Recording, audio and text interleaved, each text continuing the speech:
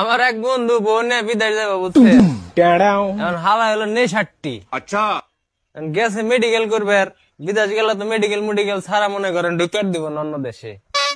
এখন মেডিকেল করার যাওয়ার পরে ওই প্যাথোলজিস্ট কইতাছে না প্যান খুলেন না, কইতাছে কি কয় ডপ টেস্ট করা লাগবে। এখন ডপ টেস্টের কথা হয় না, আমার বন্ধুর বেশি তো লক কয় হাই হাই, কয় কি আমি কালকে রাতে কেবল খাইছি, এখন যদি আমার মুড টেস্ট করে তাহলে তো আমার শেষ। এখন আমার বন্ধুরা আবার মনে করেন ব্রেন 100 বউরে হাতে করে নিয়ে গেছে। এখন প্যাথোলজিস্টে 2টা টিউব দিছে যে দুইজনে নিয়ে আহেন গা।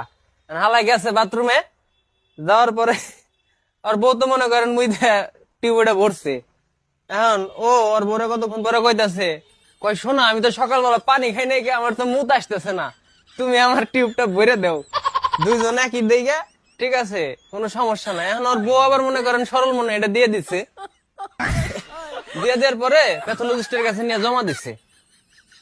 এখন এই প্যাথোলজিস্ট মাদার তার এক পুংটা কয় আপনারা বহেন, 2 ঘন্টা সময় লাগবে রিপোর্ট দিতে। বয়ে টয়ে রয়েছে, 2 ঘন্টা পরে প্যাথোলজিস্ট আইছে, আইসা হেরাই কয় ভাই কংগ্রাচুলেশন, হ্যান্ডশেক করতেছে। কয় ভাই কংগ্রাচুলেশন কিসের জন্য? কয় ভাই আপনারা দুইজনই তো গর্ভবতী মা হইতে চলছেন।